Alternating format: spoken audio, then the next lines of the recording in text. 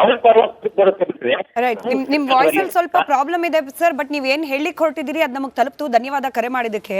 ಅದಕ್ಕೇನೆ ಸರ್ ಇವಾಗ ಕನ್ನಡ ಪರ ಹೋರಾಟಗಾರರ ಪಾಯಿಂಟ್ ಸೇರಿಸ್ಬಿಡ್ತೀನಿ. Quickly sir. ಈಗ ಬೋರೈನವ್ರು ಗೊತ್ತಿರತಕ್ಕಂತಹ ಏನು ಡೇಟಾ ಪಾಯಿಂಟ್ಸ್ನ ಎಲ್ಲ ಪಾಯಿಂಟ್ಸ್ನು ಸಹ ಕವರ್ ಮಾಡಿ ಹೇಳ್ತಿದ್ದಾರೆ. ಯಾಕಂದರೆ ವಾಸ್ತವ ಅವ್ರಿಗೆ ಗೊತ್ತಿದೆ. ಆ ವಾಸ್ತವತೆನ ಕರ್ನಾಟಕ ರಾಜ್ಯದ ರೆಪ್ರೆಸೆಂಟೇಟಿವ್, ಇವತ್ತಿನ ರೆಪ್ರೆಸೆಂಟೇಟಿವ್ ಆಗಿರ್ತಕ್ಕಂಥ ನಟರಾಜ್ ಗೌಡ್ರಿಗೆ ಗೊತ್ತಿಲ್ಲ.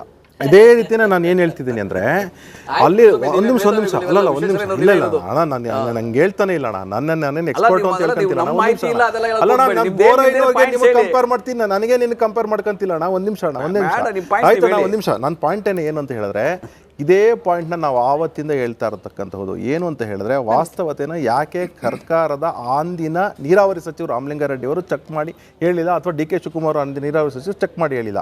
ಇವತ್ತು ಒಂದು ನಿಮಿಷ ಇವತ್ತು ಇಲ್ಲ ನೋಡಿ, ಪಾಯಿಂಟ್ ವೆರಿ ಸಿಂಪಲ್ ಆಗಿದೆ. ಇವತ್ತು ಒಂದು ನಿಮಿಷ ಜುಲೈ 31ನೇ ತಾರೀಕು ಆವತ್ತು ನಮಗೆ ಅಂದರೆ 28ನೇ ತಾರೀಕಿಂದ ಮಳೆ ಬರಲಿಕ್ಕೆ ಸ್ಟಾರ್ಟ್ ಆಯಿತು. ಎಲ್ಲಿ? ಕಾವೇರಿ ಬೇಸನಲ್ಲಿ. ಕೇರಳ ಇರ್ಬೋದು, ಅದು ಕರ್ನಾಟಕದ ಕಾವೇರಿ ಬೇಸನ್ ಇರ್ಬೋದು. ಈ ಎರಡೂ ಕಡೆ ಬಂದಿದ್ದರಿಂದ ಜುಲೈ 31ನೇ ತಾರೀಕು ನಮಗೆ ಟೋಟಲ್ 4 ಡ್ಯಾಮ್ಗಳಲ್ಲಿ, ಹೇಮಾವತಿ, ಹಾರಂಗಿ ಮತ್ತು ಕಬಿನಿ ಮತ್ತು KRSನಲ್ಲಿ ಎಲ್ಲ ಕಡೆ ಸೇರಿಸ್ಕೊಂಡು 48% ಇತ್ತು ನೀರು. ಇವತ್ತಿಗೆ ಲೆಕ್ಕ ಹಾಕ್ಕೊಂಡ್ರು ಸಹ ಇವತ್ತಿಗೂ ಸಹ ನಮಗೆ ಎಲ್ಲ 4 ಇದನ್ನು ಇಟ್ಕೊಂಡ್ರೆ ನಾವು ಇವಾಗ not even cross 72 to 73% of the water. ಅಂದರೆ ನಮಗೆ ಏನು ಸ್ಟೋರ್ ಆಗಬೇಕಾಗಿದೆ. ಅಂದರೆ ಅರ್ಥ ಏನು ಅಂತ ಹೇಳಿದ್ರೆ, ಇದನ್ನ ನೀವು ಮಂಡನೆ ಮಾಡ್ಲಿಕ್ಕೆ ಆಗಲ್ಲ ಅಂತ ಹೇಳಿದ್ರೆ ಕರ್ನಾಟಕ ರಾಜ್ಯದ ರೆಪ್ರೆಸೆಂಟೇಟಿವ್ಗಳಿಗೆ ಏನ್ ಮಾಡ್ತಿದ್ದೀವಿ? ಏನಕ್ಕೆ ಬೇಕು? ಏನಕ್ಕೆ ಬೇಕು ಇಂತಲ್ಲ? ಏನ್ ಗೊತ್ತಾ, ಸೂಸೈಡ್ ಅಲ್ಲಿ ಈಗ ನಾನು ನೀರು ಬಿಡ್ತಾ ಇದ್ದೀನಿ, ಆಯ್ತಪ್ಪ, ಈಗ ಹಾವೇರಿಯಿಂದ ಮತ್ತೆ ನಿಮಿಷ ನೀವು ಆರಂಗಿಯಿಂದ ಏನಿದೆ, ಹೌದು ಅಫ್ಕೋರ್ಸ್ ಕಬಿನಿ ಮತ್ತು ಆರಂಗಿಯಿಂದ ಓವರ್ಫ್ಲೋ ಆದಾಗ ಹೋಗ್ತಾ ಇದೆ ನೀರು. ಅದನ್ನ ಯಾರು ತಕರಾರು ಎತ್ತಕ್ಕಾಗಲ್ಲ, ತಕರಾರು ಎತ್ತನೂ ಇಲ್ಲ ನಾವು. ಅದ್ರ ಹೇಳ್ತಿರ್ತಕ್ಕಂಥದ್ದೇನೆಂದ್ರೆ, ಈ 4 ಡ್ಯಾಮ್ದು ನೀವು ಇವತ್ತಿನ ಇನ್ಫ್ಲೋ ಮತ್ತು ಔಟ್ಫ್ಲೋ ಮತ್ತೆ ಇರ್ತಕ್ಕಂತಹ ಏನು ನಮ್ಮ ಸ್ಟೋರೇಜ್ ಇದೆ 72 to 73%. ಅಂದ್ರೆ ಅರ್ಥ ಏನು ಅಂದ್ರೆ, ಕುಡಿಲಿಕ್ಕೆ ಮತ್ತು ಒಂದು ಬೆಳೆಗೆ ಮಾತ್ರ ಸಾಕಾಗುತ್ತೆ. ನಾವು ಅಕಸ್ಮಾತ್ ಒಂದು ನಿಮಿಷ ಇನ್ನೊಂದು ಡೇಟಾ ಪಾಯಿಂಟ್, ಇನ್ನು ಅತ್ಯಂತ ಪ್ರಮುಖ ಡೇಟಾ ಪಾಯಿಂಟ್, 27-28ನೇ ಸಾಲು ಸಹ ಡ್ರೌಟ್ ಇಯರ್ ಆಗುತ್ತೆ ಅಂತಿದೆ. ಅದಕ್ಕೆ ನಿಮ್ಮ ತಯಾರಿ ಏನಿದೆ ಅಂತ ನಾನು ಡೈರೆಕ್ಟ್ ಆಗಿ ಸರ್ಕಾರ ಕೇಳ್ತಾ ಇದ್ದೀನಿ. ಇವತ್ತಿನ ಡೇಟಾ ಪಾಯಿಂಟ್ ಏನು, 27-28 ಡ್ರೌಟ್ ಆಗುತ್ತೆ. ಈಗ ಅಶೋಕ್ ಅವ್ರು ಹೇಳಿದಾಗ್ಲಿ, ಬೋರಯ್ಯನವ್ರು ಹೇಳಿದಾಗ್ಲಿ ಸೇಮ್ ಅದನ್ನೇ ಮತ್ತೆ ನಾನು ಹೇಳಿದ್ದು. ನಾವೇನಂದ್ರೆ, ಈ ಅಂಕಿಅಂಶಗಳಿದ್ದಾವೆ, ಈ ಡೇಟಾ ಇದೆ. 30 ವರ್ಷಗಳಲ್ಲಿ ಅವರೇಜಲ್ಲಿ ಇದು ತುಂಬ ಕಡಿಮೆ ಇದೆ. 30% ಮಳೆಯ ಕೊರತೆನೂ ಇದೆ, ಸಂಗ್ರಹದ ಕೊರತೆನೂ ಇದೆ. ಹಾಗಾಗಿ ನಾವು ನೀರು ಬಿಡೋಕ್ಕಾಗಲ್ಲ ಅಂತ ಹೇಳಿ ಪ್ರಾಧಿಕಾರದ ಮುಂದೆ, ಸಮಿತಿಯ ಮುಂದೆ ಮಂಡನೆ ಮಾಡಿದ್ರು ಕೂಡ ಅವರು 12,000 ಕ್ಯೂಸೆಕ್ಸ್ ಕೇಳಿದ್ದಾರೆ. ಅದಕ್ಕೆ ಮೇಲ್ಮನವಿಯನ್ನು ಕೂಡ ನಾವು ಮಾಡ್ತಾ ಇದ್ದೀವಿ. ಎರಡನೇದು ಸುಪ್ರೀಂ ಕೋರ್ಟ್ ಹೋಗ್ತಾ ಇದೀವಿ. ಇದು ಮಾಹಿತಿ ಇದು ತಗೋಬೇಕಿದೆ, ಸತ್ಯಾಂಶ ತಗೋಬೇಕು. ತಪ್ಪು ಮಾಹಿತಿ ಯಾಕೆ ಕೇಳಿ, ಸುಪ್ರೀಂ ಕೋರ್ಟ್ಗೆ ನೀವು ಇನ್ನೂ ಹೋಗೇ ಇಲ್ಲ ಸರ್. ನೀವು ಇನ್ ದ ಸೆನ್ಸ್ ನಮ್ಮ ರಾಜ್ಯ ಸರ್ಕಾರ ಹೋಗೇ ಇಲ್ಲ, ಹೋಗಿರೋದು ತಮಿಳುನಾಡು ಸರ್. ಹೌದು, ತಮಿಳುನಾಡು ಹಾಕಿರುವ ಅರ್ಜಿಗೆ ತಕರಾರನ್ನು ಸಲ್ಲಿಸ್ತಾ ಇದೀವಿ ನಾವು. ಎಷ್ಟು ಹಿಂದುಳಿದು ಬಿಟ್ಟಿದೀವಿ ನೋಡಿ. ಬರ ಇರೋದು ನಮಗೆ, ಕಷ್ಟದ ಪರಿಸ್ಥಿತಿ ಇರೋದು ನಮ್ಮ ರಾಜ್ಯಕ್ಕೆ. ನಾವು ಹೋಗ್ಬೇಕಾಗಿತ್ತು ಸುಪ್ರೀಂ ಕೋರ್ಟ್ಗೆ, ಬಟ್ ಹೋಗಿರೋದು ಯಾರು? ತಮಿಳುನಾಡು ಸರ್. ನಾವು ಬಿಡೋಕ್ಕಾಗಲ್ಲ ಅಂತ ಹೋಗ್ಲಿಕ್ಕೆ ಆಪ್ಷನ್ ಇತ್ತು ನಟರಾಜ್ ಗೌಡ್ರೆ. ನಮಗೆ ಬಿಡೋಕ್ಕಾಗಲ್ಲ ಅಂತ ಹೋಗ್ಲಿಕ್ಕೆ ಆಪ್ಷನ್ ಇತ್ತು. Nobody would have stop Karnataka government. ಇದೇ ಆ ತರದ ಆಪ್ಷನ್ ಬಳಸ್ಕೊಳ್ಳಿಲ್ಲ ನೀವು. ಸಮಿತಿ ಮತ್ತೆ ಪ್ರಾಧಿಕಾರನ ಹೋಗಬೇಕಾಗಿರೋದು. ಸಮಿತಿ ಮತ್ತೆ ಪ್ರಾಧಿಕಾರದ ಏನು ನಿರ್ದೇಶನ ಇದೆ ಅದನ್ನ ನಾವು ಚಾಲೆಂಜ್ ಮಾಡ್ಕೊಂಡು ಕೋರ್ಟ್ ಹೋಗ್ತೀವಿ. ಎಲ್ಲಿ ಮಾಡಿದ್ರಿ ಸರ್? ಎಲ್ಲಿ ಮಾಡಿದ್ರಿ ಸರ್? ಯಾವಾಗ ಹೋಗಿದ್ರಿ ಸರ್ ಸುಪ್ರೀಂ ಕೋರ್ಟ್ಗೆ? ಹೋಗಿಲ್ಲ ಸರ್. ಯಾವಾಗ ಸರ್? 86,000 ಕ್ಯೂಸೆಕ್ ನೀರು ಹರ್ಕೊಂಡು ಹೋದ್ಮೇಲೆ ಸರ್ ಇವಾಗ ಮತ್ತೆ 15-16 TMC ಕೇಳ್ತಿದ್ರಲ್ಲ, ಆಮೇಲೆ ಸರ್ ನಾನು ಯಾಕೆ ಸುಳ್ಳು ಹೇಳಿ ಸರ್? ನಿಮ್ಗೆ summary of the report, summary of the reply ನಲ್ಲಿ ಇರೋದು ಇದು. Summary of the reply sir, ನಿಮ್ಮ ಸಮಾಧಾನಕ್ಕೆ ಇದು ನೋಡ್ಬೇಡಿ ಸರ್. ಇದು ನೋಡಿ, ಶಾರ್ಟ್ ಸಮ್ಮರಿ, ಶಾರ್ಟ್ ರಿಪ್ಲೈ. ಕೇಳಿಸ್ಕೊಳ್ಳಿ sir, summary of short reply on behalf of state government of Karnataka. Nataraj ಗೌಡ್ರೆ ಯಾರು ಸುಳ್ಳು ಹೇಳ್ತಿದ್ದಾರೆ? ನಟರಾಜ್ ಗೌಡ್ರೆ ಯಾರು ಸುಳ್ಳು ಹೇಳ್ತಿದ್ದಾರೆ? ಇದು ಸುಳ್ಳ ಹಂಗಾದ್ರೆ? ಕರ್ನಾಟಕ ರಾಜ್ಯ ಸರ್ಕಾರದ ಪರವಾದ ವರದಿ ಏನ್ ಮಂಡನೆ ಆಯ್ತು, ಅದು ತಪ್ಪಿದ್ಯಾ ನಟರಾಜ್ ಗೌಡ್ರೆ? ನೀವು ಸುಳ್ಳು ಮಾಹಿತಿ ಕೊಡಬಹುದು. ಈ ವರದಿ ನಿಮ್ಮ ಸರ್ಕಾರದ್ದು, ನಮ್ಮ ಸರ್ಕಾರದ್ದು. Court ಹೋಗಿರೋದೇನ್ sir? ತಕರಾರು ಅರ್ಜಿ ಕೋರ್ಟ್ ಯಾವಾಗ ಹೋಗ್ತಾರೆ? ಅವ್ರು ನಾವು ನೀರು ಬಿಟ್ಟಿಲ್ಲ, ಅವ್ರು ಕೋರ್ಟ್ ಹೋಗಿದ್ದಾರೆ. ಅದನ್ನ ಉತ್ತರ ನಾವು ಕೊಡ್ತೀವಿ. ಬಿಡೋಕ್ಕಾಗಲ್ಲ ಅಂತ ಹೋಗ್ಲಿಕ್ಕೆ ಆಪ್ಷನ್ ಇರಲಿಲ್ಲ ನಟರಾಜ್ ಗೌಡ್ರೆ. ನಿಮ್ಗೆ ಗೊತ್ತಾ ಕೋರ್ಟ್, ಸುಪ್ರೀಂ ಕೋರ್ಟ್ ಏನಂತೆ ಗೊತ್ತಾ? ಬಿಡೋಕ್ಕಾಗಲ್ಲ ಅಂತ ಹೇಳಿ ವಾದ ಮಂಡನೆ ಮಾಡ್ಲಿಕ್ಕೆ ಆಗ್ತಿರ್ಲಿಲ್ಲ ನಟರಾಜ್ ಗೌಡ್ರೆ. ನನಗೆ ಗೊತ್ತಿಲ್ಲ, ರಾಜ್ಯ ಜನ ಡಿಸೈಡ್ ಮಾಡ್ಕೊಳ್ಳಿ. ನಿಮ್ಗೆ ಹೋಗಿ ಅಂಕ ಕೊಟ್ಟು ಹೊರಡ್ತಾರೆ ಸುಪ್ರೀಂ ಕೋರ್ಟ್ ಹೋಗಿ. ಇಲ್ಲಿ ನಾವು ಚರ್ಚೆ ಮಾಡಬೇಕು. ಈ ಕಾನೂನಾತ್ಮಕ ಹೋರಾಟದ್ದು ಸರ್, ನನ್ನ ಸ್ಟ್ರೇಟ್ ಪ್ರಶ್ನೆ, ಬಹುಶಃ ಹೋರಾಟಗಾರರಿಗೂ ಇದೇ ಪ್ರಶ್ನೆ ಕೇಳ್ತೀನಿ. ಇದೇ ರೀತಿಯ ಕಾನೂನಾತ್ಮಕ ಹೋರಾಟ ಸುಪ್ರೀಂ ಕೋರ್ಟ್ಗೆ ತಮಿಳುನಾಡು ಹೋಗುತ್ತೆ, ನಾವು ಅದಕ್ಕೆ ಕೌಂಟರ್ ಆರ್ಗ್ಯುಮೆಂಟ್ ಕೊಡ್ತೀವಿ. ಅದಾದ ನಂತರದಲ್ಲಿ ನಮಗೊಂದು ಆದೇಶ ಬರುತ್ತೆ, ನಮ್ಗದ್ ಪಾಲನೆ ಮಾಡ್ಲಿಕ್ಕೆ ಆಗಲ್ಲ ಅಂತ ಹೇಳಿ ನಾವು ವಾದ ಮಂಡನೆ ಮಾಡ್ತೀವಿ ಅಂದ್ರೆ ಯಾವಾಗ್ಲೂ ಕೂಡ ಸೆಕೆಂಡ್ ಟು ರಿಪ್ಲೈ ಅನ್ನೋ ರೀತಿಯ ರಾಜ್ಯ ಸರ್ಕಾರದ ಈ ನಡೆ ಇದೆಯಲ್ಲ, ಈ ಹೋರಾಟ ಕಾನೂನಾತ್ಮಕ, ಅದು ಕೂಡ ಬದಲಾಗಬೇಕಾ ಅಂತ. ಇದು ಜರೂರಾಗಿ ಬದಲಾಗಬೇಕಮ್ಮ. ಇದು ಯಾವಾಗಲೂ ನಮ್ಮ ಸರ್ಕಾರ ಡಿಫೆನ್ಸಿವ್ ಸ್ಟ್ಯಾಂಡ್ ತಗೊಳ್ತಾ ಇದ್ದು, ಅಟ್ಯಾಕ್ ಮಾಡ್ತಾ ಇಲ್ಲ. ಫಾರ್ ಎಕ್ಸಾಂಪಲ್, ನಾವು ಮೊದಲೇ ಹೋಗ್ಬೇಕಾಗಿತ್ತು ಈಗ ಸುಪ್ರೀಂ ಕೋರ್ಟ್ಗೆ. CWMA CWRC ಸರಿಯಾಗಿ ಆದೇಶ ಕೊಡ್ತಾ ಇಲ್ಲ, ಅವರು ತಮಿಳುನಾಡಿಗೆ ಪಾರ್ಷಿಯಲ್ ಮಾಡ್ತಾ ಇದ್ದಾರೆ ಅಂತ ನಾವು ಹೋಗ್ಬೇಕಾಗಿತ್ತು. ಅದಕ್ಕೆ ಈ ಎಕ್ಸಾಂಪಲ್ ಎಲ್ಲ ಕೊಡಬೇಕು. 6.5 ಲಕ್ಷ ಎಕರೆಗೆ ಕುರುವಾಗಿ ನೀರು ಕೊಟ್ಟಿದ್ದಾರೆ, 1.98 ಕೊಡ್ತಿದ್ದಾರೆ. ಅವ್ರು ಏನು ಮಾಡ್ತಾ ಇದ್ದಾರೆ ಅಂತ ಕೇಳಬೇಕು. ಅವ್ರ ಮೇಲೆ ನಾವು ಇದನ್ನು ಮಾಡ್ತಾ ಇಲ್ಲ, ಹಾಗಾಗಿ ಅವರು ನಮ್ಗೆ ವಿರುದ್ಧವಾಗಿ ಹೋಗಿ ತಮಿಳುನಾಡಿಗೆ ಕೊಡ್ತಾ ಇದ್ದಾರೆ. ಆಮೇಲೆ ಇನ್ನೊಂದು, ಯೂಶಲಿ ಹಿಸ್ಟಾರಿಕಲ್ ಡಾಟಾ ನಾವು ನೋಡಿದರೆ ಕಬಿನಿ ಯಾವಾಗಲೂ ಜೂನ್ ಎಂಡ್ ಅಥವಾ ಜುಲೈ ಫಸ್ಟ್ ವೀಕಲ್ಲಿ ತುಂಬ ಹೋಗುತ್ತೆ. ಅದು ತುಂಬ ಚಿಕ್ಕ ಡ್ಯಾಮು. ವಯನಾಡೊಳಗೆ ಏನಾದರೂ ಒಳ್ಳೆ ಮಳೆ ಬಂದುಬಿಟ್ರೆ 1 ಮಳೆ 2 ಮಳೆಗೆ ತುಂಬ ಹೋಗುತ್ತೆ. ಇದು ಅದಾದಮೇಲೆ ನಮ್ಗೆ ಹಿಡ್ಕೊಳ್ಳೋಕ್ಕೆ ಯಾವ ಇದು ಇಲ್ಲ, ಹೋಗುತ್ತೆ. ಆದರೆ ಹಾರಂಗಿ ಹಾಗಲ್ಲ. ಹಾರಂಗಿ ಎಕ್ಸಸ್ ಆಗಿದ್ದು ನಮ್ಮ KRSಗೆ ಬರುತ್ತೆ. ಅದು KRS ಯೂಶಲಿ ಆಗಸ್ಟ್ ಎಂಡಿಗೆ ತುಂಬೋದು. ನಮ್ಮ ಲೆಕ್ಕ ಎಲ್ಲ ನಾವು ನೋಡ್ತೀವಲ್ಲ, ಆಗಸ್ಟ್ 30, 31 ಇಂಥ ಟೈಮಲ್ಲಿ ಅದು ತುಂಬಿ ಮೇಲೆ ಹೋಗುತ್ತೆ. ಹಾಗಾಗಿ ಇನ್ನೂ KRSಗೆ ಇನ್ನೂ 15-20 ದಿವಸ ಆದರೂ ತುಂಬೋದು ಇರುತ್ತೆ. ಇದು ನಾವು ಅರ್ಥ ಮಾಡ್ಕೊ. ಇನ್ನೊಂದು ನೀವೆಲ್ಲರೂ ತಿಳ್ಕೊಬೇಕು, ಏನಪ್ಪ ಅಂದರೆ 7 ಮೇಜರ್ ರಿಸರ್ವಾಯರ್ಸ್ ಕಾವೇರಿ ಒಳಗೆ ಇದೆ. ನಮ್ಮದು 4, ಅವ್ರದ್ದು 3. ಈ 7 ಸೌತ್ ವೆಸ್ಟ್ ಮಾನ್ಸೂನ್ನಲ್ಲೇ ತುಂಬೋದು. ಅಂದರೆ ನಾರ್ತ್ ಈಸ್ಟ್ ಮಾನ್ಸೂನಲ್ಲಿ 237 TMC ಏನು ತಮಿಳುನಾಡಿಗೆ ಬರಬೇಕು ಅಂತ ಇರುತ್ತೆ, ಅದ್ರ ಬಗ್ಗೆ ನಾವು ಎಂದಾದರೂ ಪ್ರಶ್ನೆ ಮಾಡಿದ್ದೀವಾ? ಈಗ ಸೌತ್ ವೆಸ್ಟ್ ಮಾನ್ಸೂನಲ್ಲಿ ಎಷ್ಟು ಸತ್ಯಮ್ಮ ನೀವು ಮಹಾಭಾರತದಲ್ಲಿ ಕರೆದಿದ್ದೀರಾ ನಮ್ಮನ್ನ? ಇದೇ ನಾರ್ತ್ ಈಸ್ಟ್ ಮಾನ್ಸೂನಲ್ಲಿ 1 ಸತಿ ಕರೆದಿದ್ದೀರಾ? ಏನಾಗತ್ತೆ ಅಲ್ಲಿ ತಮಿಳುನಾಡು ಅಲ್ಲಿ? ಆ ನೀರು ಸದ್ವಿನಿಯೋಗ ಆಗತ್ತಾ, ಪೋಲಾಗತ್ತಾ, ಸಮುದ್ರ ಸೇರತ್ತಾ, ಏನಾಗತ್ತೆ ಅಂತ ಆದರೂ ನಾವು ಚರ್ಚೆ ಮಾಡಿದ್ದೀವಾ? ಯಾಕೆ ಮಾಡ್ತಾ ಇಲ್ಲ? ಅದು 237 TMC. ಅವ್ರು ಏನು ಮಾಡ್ತಾ ಇದ್ದಾರೆ, ಅದನ್ನೆಲ್ಲ ಸಮುದ್ರಕ್ಕೆ ಬಿಟ್ಟು ನಮ್ಮನ್ನು ವಾಟರ್ ಮ್ಯಾನ್ ಅಂತ ಮಾಡಿಕೊಂಡು ನಮ್ಮಿಂದ ನೀರು ಹೇಳ್ಕೊಳ್ತಾನೆ ಇದ್ದಾರೆ ಈಗ ಅವ್ರ ಕಣ್ಣಿಗೆ ಕುಗ್ತಾ ಇರೋದಷ್ಟೇ. ನಾವು ಒಂದು ಬೆಳೆ ನಿಲ್ಲಿಸ್ಬಿಟ್ವಿ, ಆ ನೀರು ನಮ್ಮಲ್ಲಿ ಇದೆ, ಈ ನೀರು ಅವ್ರಿಗೆ ಕಣ್ಣಿಗೆ ಕಾಣಿಸ್ತಾ ಇದೆ. ಅದಕ್ಕಾಗಿ ಬಿಡಿ ಅಂತ CWMಗೆ ಇನ್ಫ್ಲೂಯೆನ್ಸ್ ಮಾಡಿಬಿಟ್ಟು ಬಿಡಿಸ್ಕೊಳ್ತಾ ಇದ್ದಾರೆ. ನಮ್ಮ ನೀರು ಇರೋದು ಮುಂದೆ ರಬಿ ಕ್ರಾಪ್ಗೆ, ಕುಡಿಯೋದಕ್ಕೆ, ನಮ್ಮ ಕಬ್ಬಿಗೆ. ಆ ನೀರು ಅಲ್ಲಿರೋದು. ಅದನ್ನು ನಾವು ಬಿಡು ಅಂತ ಅಂದ್ಬಿಟ್ರೆ ಎಲ್ಲಿಂದ ಬಿಡೋದು? ಮುಂದೆ ಮಳೆ ಇಲ್ಲ ನಮಗೆ. ಈ 1.5 ತಿಂಗಳಲ್ಲಿ ಏನು ಮಳೆನೂ ಬರೋಲ್ಲ ಅಂತಲೇ ನಮಗೆ ರಿಪೋರ್ಟ್ ಇರೋದು.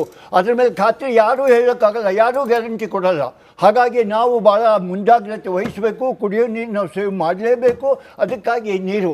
ಹಾಗಾಗಿ ನಾವು ಸ್ವಲ್ಪ ಅಡ್ವಾನ್ಸ್ ಆಗಿ ಅಟ್ಯಾಕ್ ಮಾಡಿ ತಮಿಳುನಾಡಿಗೆ ಅವ್ರೇನು ತಪ್ಪು ಮಾಡ್ತಿದ್ರು ಅದನ್ನೆಲ್ಲ ಎತ್ತಿ ತೋರಿಸಿ CWMA CWRC ಸರಿಯಾಗಿ ಕೆಲಸ ಮಾಡ್ತಾ ಇಲ್ಲ ಸ್ವಾಮಿ, ಅವ್ರಿಗೆ ನಿರ್ದೇಶನ ಕೊಡಿ. CWCಗೆ ಒಂದು ಕಮಿಟಿ ಮಾಡಿ ಅವ್ರು ಏನು ಮಾಡ್ತಿದ್ದಾರೆ ಸರಿಯಾಗಿ ನೋಡಿ. ಯಾಕೆ ಹಿಂಗಾಗತ್ತೆ? ಅವ್ರಿಗೆ ಏನು ಇದೇನು ಒಂದು ಆದೇಶ ಮಾಡಿದ್ದಾರೆ ಗೌರ್ಮೆಂಟ್ ಆಫ್ ಇಂಡಿಯಾ, ಇದರೊಳಗೆ ಭಾಳ ವಿಷಯ ಅವ್ರು ತಂದ್ಕೋಬೇಕು. ಎಲ್ಲ ನಮ್ಮ ರಾಜ್ಯದ್ದು, ಎಲ್ಲ 4 ರಾಜ್ಯದ್ದು ವಿಷಯ ಅವ್ರ ಹತ್ರ ಇರ್ತದೆ. ಇದನ್ನು ನೋಡಿಬಿಟ್ರೆ ಎಷ್ಟು ಬೆಳೆ ಬೆಳಿಬೇಕು, ಅವ್ನಿಗೆ ಎಷ್ಟು ನೀರು ಬೇಕು, ಅದು ಅವನು ಆ ಥರ ಇದು ಬೆಳೆನ CWDT ಹೇಳಿದೆಯಾ, ಅಷ್ಟು ನೀರು ಕೊಡ್ಲಿಕ್ಕೆ ಅವಕಾಶ ಇದೆಯಾ, ಅವೆಲ್ಲ ನೋಡಿ ನಮ್ಮನ್ನು ರೆಗ್ಯುಲೇಟ್ ಮಾಡಬೇಕು. ಎಲ್ಲರನ್ನೂ ರೆಗ್ಯುಲೇಟ್ ಮಾಡಬೇಕು. ಅದು ಮಾಡ್ತಾ ಇಲ್ಲ ಅವರು. ಇದನ್ನು ನಾವು ಎತ್ತಿ ತೋರಿಸಿ ನಮಗೆ ಇಲ್ಲಿಂದ ಅನ್ಯಾಯ ಆಗ್ತಾ ಇದೆ ಸ್ವಾಮಿ. ಸರಿ, ಇದಕ್ಕೆ ನಮ್ಗೆ ಪರಿಹಾರ ಬೇಕು. ಆಮೇಲೆ ಇದರೊಳಗೆ ನೀರೇನು ಕ್ಲಾರಿಫಿಕೇಶನ್ ಏನು ಕೊಟ್ಟಿದೆ, ದಯವಿಟ್ಟು ನಾವು ಹಿಂಗೆ ಅರ್ಥ ಮಾಡ್ಕೊಂಡಿದ್ದೀವಿ. ಪ್ಯಾರಾ 25 page 210 ವಾಲ್ಯೂಮ್ 5 ಏನು ಹೇಳಿದೆ ನೀವು ಓದಿ ಹೇಳಿ ಸ್ವಾಮಿ ಅವ್ರಿಗೆ, CWMಗೆ ಅಂತ ನಮ್ಮ ಅಡ್ವೊಕೇಟ್ಗಳು ಕೇಳಬೇಕು. ನೋಡಿ, ನಾವು ಅದರ ಪ್ರಕಾರ ನೀರು ಇಟ್ಕೊಳ್ತಾ ಇರೋದು ಪೂರ್ತಿ ಇಟ್ಕೋಬೇಕು, ವರ್ಷ ಪೂರ್ತಿ ನಾವು ಇಟ್ಕೋಬೇಕು ಅಂತ ಇದೆ. ಬೇಕಿ ನಮ್ಗೆ ಬರೋ ಮಳೆ ಒಂದೇ ಒಂದು ಮಳೆ, ಸೌತ್ ವೆಸ್ಟ್ ಮಾನ್ಸೂನು, ಅದು ಈ ವರ್ಷ ಸರಿಯಾಗಿ ಬರೋಲ್ಲ ಅಂತ ಬೇರೆ ಪ್ರಿಡಿಕ್ಷನ್ ಇದೆ. ನಾವೇನು ಮಾಡಬೇಕು ಅಂತ ಇವನ್ನೆಲ್ಲ ಎತ್ತಿ ತೋರಿಸಿ ನಾವು ಅಟ್ಯಾಕ್ ಮಾಡಿ ಅಗ್ರೆಸಿವ್ ಆಗಿ ಹೋದ್ರೇನೆ ನಮ್ಗೇನಾದ್ರೂ ಇದರಲ್ಲಿ ಫಲ ಸಿಗೋದು. ಮಾಧ್ಯಮಗಳನ್ನು ಕೂಡ ದಾರಿ ತೋರಿಸೋ ಪ್ರಯತ್ನ ಮಾಡಿದ್ದಾರೆ ರಾಜಾರಾಮ್ ಸರ್. ವೆರಿ ಹಂಬ್ಲಿ ಅದನ್ನು ಕೂಡ ಒಪ್ಕೊಳ್ತಾ, ರವಿ ಸರ್, ಸಂಕಟ ಬಂದಾಗ ವೆಂಕಟರಮಣ ಅನ್ನೋ ಬುದ್ಧಿ ನಮಗೆ ಬಂದುಬಿಟ್ಟಿದೆ. ಮಾಧ್ಯಮಗಳು ಯಾವಾಗ ಸಂಕಟದ ಪರಿಸ್ಥಿತಿಲೇ ಪ್ರಶ್ನೆ ಮಾಡ್ತೀವಿ, ಕನ್ನಡ ಪರ ಸಂಘಟನೆಗಳು ಯಾವಾಗ ಸಂಕಟ ಅಂದ್ರೆ ಒಂದು ಶಾಶ್ವತ ಪರಿಹಾರ ಬೇಕು ಅನ್ನೋ ಆಗ್ರಹ ಬಹುಶಃ ಹೋರಾಟಗಾರರಿಂದ ಕೂಡ ಆಗ್ಬೇಕು ಸರ್. ಸರ್ಕಾರಗಳು, ರಾಜಕೀಯ ಪಕ್ಷಗಳು ಅವರವ್ರ ಆ ಸಂದರ್ಭಕ್ಕೆ ಇಚ್ಛಾಶಕ್ತಿ ಪ್ರದರ್ಶನ ಮಾಡ್ತಾರೆ. ಬಟ್ ನಮಗೆ ಬೇಕಾಗಿರೋದು ಕಾವೇರಿ ವಿಚಾರ ತಾತ್ಕಾಲಿಕ ಅಲ್ಲ, ಪರ್ಮನೆಂಟ್ ಸೊಲ್ಯೂಷನ್. ಇದು ಯಾಕೆ ಇದ್ರ ಗಂಭೀರತೆ ಯಾಕೆ ಹೋರಾಟಗಾರರಿಗೂ ಅರ್ಥ ಆಗ್ತಿಲ್ಲ ಅಂತ ಹೇಳಿ. ಇಲ್ಲ ಹೋರಾಟಗಾರರಿಗೆ ಅರ್ಥ ಆಗ್ತಾ ಇಲ್ಲ ಅನ್ನೋದು ಸರಿಯಾದ ಮಾತಲ್ಲ. ನಾವೆಲ್ಲ ಹೋರಾಟಗಳನ್ನು ಸಂಕಟ ಬಂದಾಗ್ಲೂ ನೀವು ಕನ್ಫ್ಯೂಷನ್ ಅಲ್ಲಿ ಇದ್ದೀರಲ್ಲ ಸರ್, ಹೋರಾಟ ಮಾಡ್ಬೇಕಾ ಬಂದ್ ಮಾಡ್ಬೇಕಾ ಬೇಡವಾ, ಇನ್ ಶಾಶ್ವತ ಪರಿಹಾರ ಯಾವಾಗ? ನೀವು ಅವಾಗಲೇ ಒಂದು ಮಾತು ಹೇಳಿದ್ರಿ, ಉಸಿರಾಡುವಂತ ಸ್ಥಿತಿ ಇದೆಯಾ ನಿಮ್ಮ ಮಾತಿಗೆ, ನನ್ನ ಮಾತಿಗೆ ಪೂರಕವಾಗಿ ಬೋರಯ್ಯ ಅವರು ಹೇಳಿದ್ರು. ಹೌದು, ಇಲ್ಲ ಅಂತಂದ್ರು ಸರ್, ಅವ್ರು ಹೇಳಿದ್ರು. ಇಲ್ಲ ಅವ್ರು ಹೇಳಿದ್ರು ಕನ್ನಂಬಾಡಿ ಕಟ್ಟೆಯಿಂದ ಹೋಗಿದ್ರೆ ಅದ್ರದ್ದು ಪ್ರತಿಕ್ರಿಯೆ ಬೇರೆ ತರ ಇರ್ತಿತ್ತು, ಇದು ಆರಂಗಿ ಮತ್ತು ಕಬಿನಿಂದ ಹೋಗಿರೋದಕ್ಕೆ ಬೇರೆ ತರ ಇದೆ ಅಂತ ಹೇಳಿ ನಾವು ಯಾವಾಗ್ಲೂ ಬಡ್ಕತಾ ಇರ್ತೀವಿ ಮೇಡಮ್. ನಮ್ ಪ್ರತಿನಿತ್ಯ, ಯಾಕಂದ್ರೆ ನಮ್ಗೆ ಯಾವುದೇ ಅಧಿಕಾರದ ವ್ಯಾಮೋಹ ಇಲ್ಲ. ಅವರು ಅಂದ್ರೆ ಪಕ್ಷಗಳವರು, ಇವರು ಅಂದ್ರೆ ಇಲ್ಲಿ ವ್ಯಕ್ತಿಗಳಲ್ಲ, ಪಕ್ಷಗಳವರು. ಇವ್ರಿಗೆ ವೈಯಕ್ತಿಕ ಹಿತಾಸಕ್ತಿಗಳಿದಾವೆ, ಪಕ್ಷದ ಹಿತಾಸಕ್ತಿಗಳಿದಾವೆ, ನಮ್ಗೆ ಆ ಹಿತಾಸಕ್ತಿ ಏನಿಲ್ಲ. ಇವ್ರು ಹೇಳ್ತಾ ಇದ್ದಂಗೆ ನೆನ್ನೆ ಮೊನ್ನೆ ಸಮಸ್ಯೆ ಅಲ್ಲ ಇದು. ಇವ್ರು ಯಾರೋ ಇವ್ರ ಮೇಲೆ ಅವ್ರು ಹಾಕ್ಬಿಡೋದು, ಅವ್ರ ಮೇಲೆ ಇವ್ರು ಹಾಕ್ಬಿಡೋದು. ಇವಾಗ ಶಿವಕುಮಾರ್ ಅವರು, ಡಿ ಕೆ ಶಿವಕುಮಾರ್ ಅವ್ರು ಸರ್ ಮಾಡಲಿಲ್ಲ ಅನ್ನೋದು, ನೆನೆ ಸಿದ್ದರಾಮಯ್ಯ ಅವ್ರು ಮಾಡಲಿಲ್ಲ ಅಂದ್ರು, ಮೊನ್ನೆ ದೇವೇಗೌಡರು ಮಾಡಲಿಲ್ಲ, ಕುಮಾರಸ್ವಾಮಿ ಅವ್ರು, ಎಲ್ಲರಿದ್ದ ಕಾಲದಲ್ಲೂ ಕಾವೇರಿಯಿಂದ ನೀರು ಹೋಗಿದೆ. ಒಂದಲ್ಲ ಒಂದು ಟೈಮಲ್ಲಿ ಹರಿದು ಹೋಗಿರೋಂಥದ್ದೇ. ಎಲ್ಲರೂ ಕೂಡ ನಾವು ಸತತವಾಗಿ ಸೋತಿದ್ದೀವಿ. ನಾವು ಸಂಪೂರ್ಣ ನಮ್ಮ ರಾಜಾರಾಮ್ ಸಾರ್ ಹೇಳ್ದಂಗೆ ಎಲ್ಲೋ ನಾವು ಪೂರ್ವ ಸಿದ್ಧತೆ ಇಲ್ಲ. ನಮ್ಮ ಸರ್ಕಾರಗಳಿಗೆ ದೂರದೃಷ್ಟಿ ಇಲ್ಲ, ಮಾರ್ಗದೃಷ್ಟಿ ಬಂದ್ಬಿಟ್ಟಿದ್ದಾವೆ. ಶಿಕ್ಷಣನೇ ಗೊತ್ತಿಲ್ದಿರೋರು ಶಿಕ್ಷಣ ಮಂತ್ರಿ, ನೀರಾವರಿ ಬಗ್ಗೆ ಗೊತ್ತಿಲ್ದಿರೋರು ನೀರಾವರಿ ಮಂತ್ರಿಗಳು, ಹಿಂಗಂತ ಬಂದಂತ ಸಂದರ್ಭ ಇಂತ ಯಾರಾದ್ರೂ ಮೇಧಾವಿಗಳ ಕೈಗೆ ಏನಾದ್ರೂ ಕೊಟ್ರೆ, ನಿಜವಾಗ್ಲೂ ಅರಿವಿರೋರು ಕೊಟ್ರೆ ಏನಾದ್ರೂ ಆಗ್ಬಹುದು. ನಮ್ದು ಅರಣ್ಯ ರೋಧನ ಆಗುತ್ತೆ ಅಷ್ಟೇ. ಆರ್ಟಿಕಲ್ ನಾನು ತಪ್ಪಿದ್ರೆ ಕರೆಕ್ಟ್ ಮಾಡಿ ಹೇಳಿ. ಆರ್ಟಿಕಲ್ 262 ಕ್ಲಿಯರ್ ಆಗಿ ಹೇಳುತ್ತೆ, ವಿಶೇಷ ಕಾನೂನು ರೂಪಿಸುವ ಅಧಿಕಾರ ಕೇಂದ್ರ ಸರ್ಕಾರಕ್ಕಿದೆ. ಯಾವ ಹಂತಕ್ಕೆ ಕೆಲವೊಂದ್ಸತಿ ನ್ಯಾಯಾಲಯಗಳು ಕೂಡ ಈ ಅಂತಾರಾಜ್ಯ ನದಿ ನೀರಿನ ವಿಚಾರದಲ್ಲಿ ಇಂಟರ್ಫಿಯರ್ ಆಗದೆ ಇರೋ ರೀತಿಯಲ್ಲಿ ತಡೆಗಟ್ಟೋ ಪ್ರಯತ್ನ ಕೂಡ. ಹಿಂದೆ ಅಟಲ್ ಬಿಹಾರಿ ವಾಜಪೇಯಿ ಅವರು ಇರ್ತಾ, ಇಂದಿರಾ ಗಾಂಧಿ ಅವರು ಇರ್ತಾ, ಮನಮೋಹನ್ ಸಿಂಗ್ ಅವರು ಇರ್ತಾ, ವಿ ಪಿ ಸಿಂಗ್ ಅವರು ಇರ್ತಾ, ತೆಗೆದುಕೊಂಡಂತಹ ಕೆಲವೊಂದಷ್ಟು ದಿಟ್ಟ ನಿರ್ಧಾರಗಳನ್ನ ಕೇಂದ್ರ ಸರ್ಕಾರ ಈಗಲೂ ತಗೊಳ್ಳೋಕೆ ಆಪ್ಷನ್ ಇದೆ. ತಗೊಳ್ತಿಲ್ಲ ಸರ್? ಇಲ್ಲ ನೋಡಿ, 2018ರಲ್ಲಿ ಬಂದಂಥ 5 ತೀರ್ಪು ಏನಿತ್ತು ಕಾವೇರಿ ವಿಚಾರವಾಗಿ, ಆಗ ಸ್ಪೆಸಿಫಿಕ್ ಆಗಿ ಹೇಳಿದ್ದಾರೆ, ಇದನ್ನ ಯಾವುದೇ ನಿರ್ಧಾರಗಳನ್ನು ತೆಗೆದುಕೊಳ್ಳುವಂಥ ಅಧಿಕಾರ ಏನಿದೆ CWMA ಮತ್ತು CWRCಗಿದೆ ಅಂತ ಹೇಳಿದ್ದಾರೆ. ಅದರಿಂದಾಗಿ ಅಕಸ್ಮಾತ್ ಏನಾದರೂ ನಾವು ಆ ಕೇಂದ್ರ ಸರ್ಕಾರ ಈಗ ಎರಡೂ ರಾಜ್ಯಗಳು ಅಪೀಲ್ ಮಾಡಿಕೊಂಡು, ಎರಡೂ ರಾಜ್ಯಗಳು ನಮಗೆ ಇನ್ನೂ ಒಂದು ರೀತಿ ಪರಿಹಾರ ಬೇಕು ಅಂತ ಏನಾದರೂ ಇದ್ರೆ, ಆಗ ನಾವು ಪ್ರಾಬಲಿ ಕೇಂದ್ರ ಸರ್ಕಾರ ಅದರಲ್ಲಿ ಇಂಟರ್ಫಿಯರ್ ಆಗಬಹುದೇನೋ ಅಂತಕ್ಕಂಥದ್ದು ಕಾನೂನಿನ ವಿಚಾರ, ನನಗೆ ಗೊತ್ತಿಲ್ಲದೆ ಇರ್ತಕ್ಕಂಥ ವಿಚಾರ. ಆದರೆ ವಿಚಾರ ಏನು ಅಂತ ಹೇಳಿದ್ರೆ, ಇವತ್ತು ಅತ್ಯಂತ ಪ್ರಮುಖವಾಗಿ ಬೇಕಾಗಿರೋದು ಕೋಆರ್ಡಿನೇಷನ್ ಬೇಕಿದೆ ಕರ್ನಾಟಕ ರಾಜ್ಯದಲ್ಲಿ. ಏನಂದ್ರೆ ನೀವು, ನಾನು ಇನ್ನೂ ಒಂದು ನಿಮ್ಮದೇ ಮಹಾಭಾರತದಲ್ಲಿ ಹೇಳಿದ್ದೆ, ಯಾರೇ ನೀರಾವರಿ ಸಚಿವರಾದರೂ ಸಹ ಎಕ್ಸ್ಪರ್ಟ್ಸ್ ಏನಿದ್ದಾರೆ ಕರ್ನಾಟಕದಲ್ಲಿ ನಿಜವಾಗ್ಲೂ ನೀರಾವರಿ ಮತ್ತು ಕಾವೇರಿ ಡೆಲ್ಟಾ ಅಂತ ತಿಳ್ಕೊಂಡಿರ್ತಕ್ಕಂಥವ್ರು, ಅಥವಾ ಆ ಡೆಲ್ಟಾಗಳನ್ನ ತಿಳ್ಕೊಂಡಿರ್ತಕ್ಕಂಥ ಅಂಥವ್ರನ್ನ ಕರೆಸಿ ನೀವು ಅಡ್ವೈಸರ್ಸ್ ಮಾಡ್ಕೊಳ್ಳಿ. ಯಾರೋ ಒಬ್ಬರು ನೀವು ಬಕೆಟ್ ಹಿಡಿತಕ್ಕಂಥವ್ರನ್ನ ಕರ್ಕೊಂಡ್ಬಂದು ಅಡ್ವೈಸರ್ಸ್ ಮಾಡ್ಕೊಂಬೇಡಿ ಅಂತ ನಾನು ರಿಕ್ವೆಸ್ಟ್ ಮಾಡ್ತಾ ಇದ್ದೀನಿ. ಇವತ್ತು ಸರ್, ಒಗ್ಗಟ್ಟಿನ ಹೋರಾಟದ ಅವಶ್ಯಕತೆ ಇದೆ ಅಂತ ಹೇಳಿ 93% ಜನ ಕನಿಸ್ತಾ ಇದೆ. ರಾಜುಗೌಡರು ಕ್ವಿಕ್ಲಿ ರೆಸ್ಪಾಂಡ್ ಮಾಡಿ, ಅದಾದ್ಮೇಲೆ ನಟರಾಜ್ ಗೌಡರು 10 ಖಂಡಿತ ನೀರಾವರಿ ವಿಚಾರಕ್ಕೆ ಬಂದಾಗ ರಾಜಾರಾಮ್ ಸರ್ ತುಂಬಾ ಎಕ್ಸ್ಪ್ಲನೇಷನ್ ಕೊಟ್ಟಿದ್ದಾರೆ. ಆ ವಿಚಾರ ಅಂಥವ್ರನ್ನ ಹಿರಿಯರನ್ನ ನಾವು ವ್ಯವಸ್ಥೆಯಲ್ಲಿ ತಗೋಬೇಕಾಗ್ತದೆ. ಸಾಕಷ್ಟು ನೀರಾವರಿ ಹೋರಾಟಗಳಿಗೆ ದೇವೇಗೌಡರು ಕೂಡ ಸಪೋರ್ಟ್ ಮಾಡಿದ್ದಾರೆ. ಬರೀ ನೀರಾವರಿ ಹೋರಾಟ ಅಲ್ಲ, ನಾವು ನೀರನ್ನು ಯಾವ ರೀತಿ ಶೇಖರಣೆ ಮಾಡಬೇಕು. ನಮಗೆ ಮಾರುತ ಶುರುವಾಗೋದು ಈಗ ಗುಂಡ್ಲುಪೇಟೆಯಲ್ಲಿ ಜೂನ್ 1st ವೀಕ್ 2nd ವೀಕಲ್ಲಿ ಮಳೆ ಅಲ್ಲಿಂದ ಶುರುವಾಗ್ತದೆ. ಕೇರಳದಿಂದ ಬರುವಂಥ ಮಾನ್ಸೂನ್ ನಮಗೆ ಶುರುವಾಗ್ತದೆ. ತಮಿಳ್ನಾಡಿಗೆ ಶುರುವಾಗದೆ ಸೆಪ್ಟೆಂಬರ್ ನಂತರ. ನಾವೇನ್ ಮಾಡ್ತೀವಿ, ಇಲ್ಲಿ ನಮಗೆ ಬರುವಂಥ ನೀರನ್ನ ಅವ್ರಿಗೆ ಬಿಡ್ತೀವಿ. ನಮಗೆ ಮಳೆ ಜಾಸ್ತಿ ಇದ್ದಾಗ ಏನಾಗ್ತದೆ, ಓವರ್ಫ್ಲೋ ಆಗ್ತದೆ. ಇವತ್ತು ಕೂಡ 4 TMC ನೀರು ನಾನು ನಿಮಗೆ ತೋರಿಸ್ತೆ, ಇವತ್ತು ಎಲ್ಲಿ ಹೋಗಿದೆ 4 TMC ನೀರು ಕರ್ನಾಟಕ ಅಲ್ಲಿ ಹರಿದೋಗಿದೆ. ನೀರು ಓವರ್ಫ್ಲೋ ಆದ ಕೊಡ್ಲಿ, ಆದ್ರೆ ಓವರ್ಫ್ಲೋ ಆಗುವಂತ ನೀರನ್ನ ಶೇಖರಣೆ ಮಾಡೋ ಕಡೆಗೆ ನಾವು ಎಷ್ಟು ಗಮನ ಹರಿಸಿದೀವಿ ಅನ್ನೋದು ಕೂಡ ಯೋಚನೆ ಮಾಡಬೇಕಾಗ್ತದೆ. ವ್ಯವಸ್ಥೆ ಇದೆ. ಇಲ್ಲ, ನೀವೊಂದು ಚೆನ್ನಾಗಿ ಎತ್ಕೊಂಡ್ರಿ. ನೀವು ಈ ಕೇಂದ್ರ ಸರ್ಕಾರದಲ್ಲಿ ಒಂದು ಪ್ರಾಧಿಕಾರ ಅಂತ ಇರುತ್ತೆ ನೋಡಿ, ಕಾವೇರಿ ನೀರು ಪ್ರಾಧಿಕಾರ ಅಂತ ಹೇಳಿ, ನದಿ ಪ್ರಾಧಿಕಾರ ಅಂತ ಹೇಳಿ ಪ್ರೈಮ್ ಮಿನಿಸ್ಟರ್ ಅಧ್ಯಕ್ಷರಾಗ್ತಾ ಇದ್ರು. ಇವಾಗ ಕಾವೇರಿ ನೀರು ನಿಯಂತ್ರಣ ಪ್ರಾಧಿಕಾರ ಏನಿದೆ, ಅದಕ್ಕೆ ಕೇಂದ್ರ ಸರ್ಕಾರ ಜಲಸಂಪನ್ಮೂಲ ಸಚಿವರು ಅಥವಾ ಅಧಿಕಾರಿಗಳು ಅದಕ್ಕೆ ಅಧ್ಯಕ್ಷರಾಗಿರ್ತಾರೆ. ಇದು ಕೇಂದ್ರ ಸರ್ಕಾರನೂ ಕೂಡ ನಮ್ಗೆ ಅವ್ರು ಹೇಳ್ದಂಗೆ, ರಾಜಾರಾವ್ ಅವರು ಹೇಳ್ದಂಗೆ 177.25 TMC ನೀರು ಏನಿದೆ, ಇದನ್ನು ಕೂಡ ಚಾಲೆಂಜ್ ಮಾಡಿ ಸುಪ್ರೀಂ ಕೋರ್ಟ್ಗೆ ಹೋಗಿ ಹೊಸ ರೀತಿಯ ಆದೇಶವನ್ನು ಪಡ್ಕೊಳ್ಳೋ ತರ ಅಗತ್ಯ ಇದೆ. ಆಗಸ್ಟ್ 17ನೇ ತಾರೀಕಿಗೆ ಕಾದ್ ನೋಡೋಣ. ಸುಪ್ರೀಂ ಕೋರ್ಟ್ ನಲ್ಲಿ ಅವತ್ತಿನ ಕೇಸ್ ಏನಾದ್ರೂ ವಿಚಾರಣೆ ಬಂದ್ರೆ ಕರ್ನಾಟಕದ ಪರವಾಗಿ ಪ್ರಬಲವಾದ ವಾದ ಮಂಡನೆ ಆಗತ್ತಾ? ಬೇಕಾದಷ್ಟು ಪ್ರಮಾಣದಲ್ಲಿ ನೀರು ಉಳಿಸ್ಕೊಳ್ಳೋ ಪ್ರಯತ್ನ, ನನಗೆ ಟೈಮ್ ಇದ್ದಿದ್ದಷ್ಟೇ ಸರ್.